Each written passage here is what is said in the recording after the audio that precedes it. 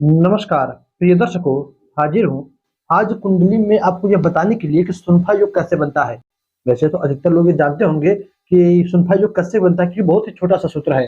किंतु हम बात करेंगे कि अलग अलग ग्रहों से बनाने पर यह योग क्या फल देता है। सर्वप्रथम तो आप यह जानिए कि सुनफा योग जिस भी जातक की कुंडली में बने, ऐसा जातक जिस ग्रह से संबंधित वह योग बन रहा है, यदि उसी ग्रह का, यदि वह ग्रह कुंडली में अच्छा भाव बल से लेकर अच्छा एक स्थिति लेकर बैठा है, अच्छा पावर लेकर बैठा है, तो उसी ग्रह से संबंधित बिजनेस इत्यादि या काम इत्यादि करके अपने जीवन की नैया अच्छे से पार लगा सकते हैं, अच्छा खासा इनकम कर सकते हैं।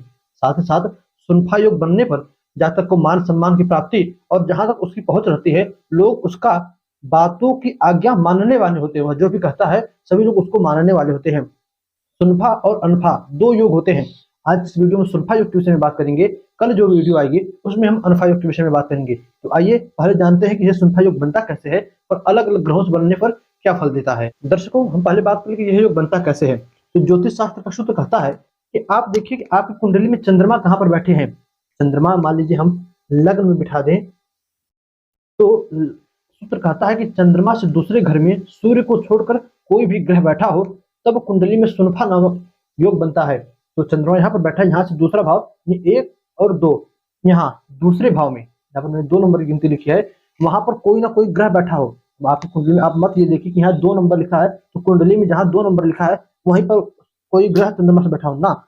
चंद्रमा जहाँ बैठा हो उससे गिनने पर, तो गिनिए चंद्रमा एक, उसके आगे दो, चंद्रमा से एक घर आगे कुंडली में यदि सूर्य को छोड़कर, सूर्य को नहीं लिया गया है, सूर्य को तो हटा दीजिए, सूर्य के बाद नंबर आता है चंद्रमा का, चंद्रमा स्वयं हो गए, फिर नंबर आता है मंगल का। अब मान लीजिए चंद्रमा के एक घर आगे मंगल बैठे हो, तब ऐसा जातक, मंगल कौन है, मंगल पराक्रम कारक है, जातक पराक्रमी होता है।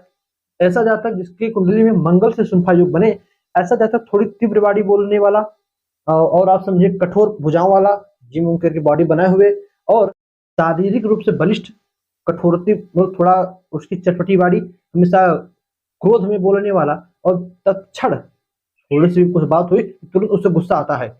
कुंडली में यदि मंगल से सुनफा योग बने तो यह सफल फल होता है। मंगल के बाद नंबर आता है बुध का। यदि चंद्रमा पे, चंद्रमा के एक घर आगे बुध बैठे हों, तो ऐसा जातक चंचल स्वभाव वाला, सुनफा योग जैसे की कुंडली में बुध से बने तो ऐसा जातक चंचल स्वभाव वाला, संगीत चित्र आदि कलाओं में निपुण होने वाला और उसमें रुचि रखने वाला। यदि निपुण नहीं है तो रुचि तो अवश्य रखता होगा, म्यूजिक सुनने वाला। ऐसा जातक जो है चित्र इत्यादि बनाने में, या अनेक अनेक प्रकार की आजकल चित्र हाथों से बनाता है, सॉफ्टवेयर की मदद से बनाने वाला, बुद्धिमान, सुंदर, सामाजिक उत्सव में आनंद उठाने वाला, कवि, और हास्य वचन बोलने वाला, यानी हमेशा बातें ऐसे करता रहेगा कि लोग उसकी बातों से हंसते रहे। ऐसा जातक जहां भी समाज में बैठता है लोग उसको जानने लगते हैं। वह अपनी मुख से अच्छी अच्छी दिव्य बातों को उपदेश देता है। ऐसा जातक विनोदी स्वभाव का, और जस जैसे जहां पर लोग रहते हैं उसी के अनुसार बातें करने वाला, यानी साधुओं की संगति बैठे तो भगवान का भजन, प्रेमियों की संगति बैठे तो प्रेम की बातें। आप समझिए जिसके साथ जैसा व्यवहार करना चाहिए, जैसे बातें करनी चाहिए, ऐसा जातक वैसा ही करता है। इसी प्रकार मंगल के बाद बुध, फिर नंबर आता है गुरु का।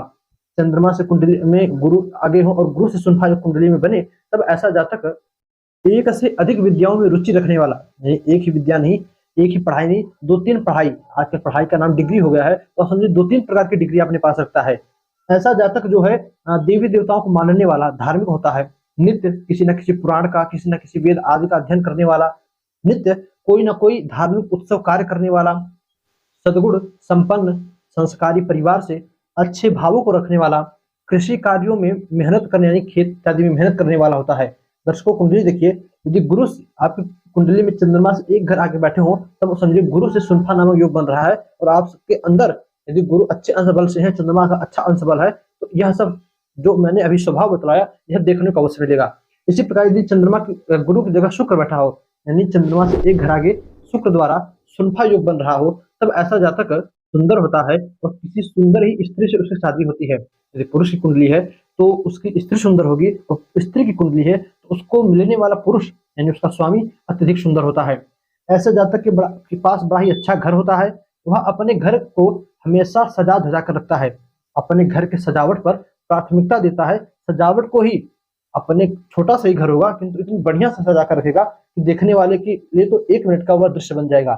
इसी प्रकार यदि कुंडली में शुक्र द्वारा सुनफा योग बन रहा हो तो ऐसा जातक चतुर होता है, कामी होता है, स्त्रियों के संग संग वाद विनोद करने वाला तथा वाहन इत्यादि का, वाहन यानी टू व्हीलर फोर व्हीलर का शौकीन होता है। और शुक्र की स्थिति अच्छी हो, कुंडली में लग्नेश मजबूत हो तो एक से अधिक टू व्हीलर फोर व्हीलर उसके पास रखे रहते हैं। इसी प्रकार शनि से कुंडली में जो है सुनफा नामक योग बने तो ऐसा जातक अपने गांव का मुखिया, नगर पालिका का जो है मेन अधिकारी बन सकता है।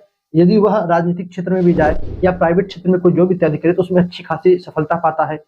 शनि से बनने पर शनि जो है दास के कारक माने गए हैं, तो ऐसा जातक गांव का प्रधान इत्यादि भी बन सकता है। ऐसा जातक वाक्पटु होता है, अपनी बातें लोगों के सामने बड़ी सरलता पूर्वक रखता है। ऐसा जातक जब तक उसका कोई काम सिद्ध ना हो जाए अपने काम का ढिंढोरा नहीं पीटता कि मैं ये करूंगा वो करूंगा ना, काम हो जाने के बाद ही लोगों से कहता है। ऐसा जातक बड़ा ही चतुर चालाक होता है जिसकी कुंडली में शनि द्वारा सुनफा योग बनता है। दर्शकों, आप अपनी कुंडली देखिए, सूर्य को नहीं लिया गया है इसमें, चंद्रमा बैठे ही हैं, तो मंगल से लेकर शनि पर्यंत कोई ग्रह चंद्रमा से एक घर आगे हो तो ये सभी फल होते हैं। अब मान लीजिए कि चंद्रमा से आगे दो तीन ग्रह बैठे हो, तब तब थोड़ा बहुत सब ग्रह का मिला हुआ प्रभाव उस जातक के अंदर देखने को मिलता है। तो आप अपनी कुंडली देखिए, कुंडली में यह योग बन रहा है तो आपके अंदर कैसा स्वभाव है, उस स्वभाव को कमेंट में अवश्य लिखिएगा। दर्शकों, बस आज के लिए इतना ही। कल की हमारी जो वीडियो आएगी वह अनफा योग पर आएगी, तो आप देखिएगा अवश्य। यदि आप बाद में देख रहे हो तो आई बटन में लिंक पड़ा है, आप उस अनफा वीडियो को अवश्य देखिएगा। तो बस आज के लिए इतना ही। इजाजत दीजिए, पुनः से मुलाकात होगी किसी नई वीडियो में नए टॉपिक के साथ। तब तक के लिए नमस्कार।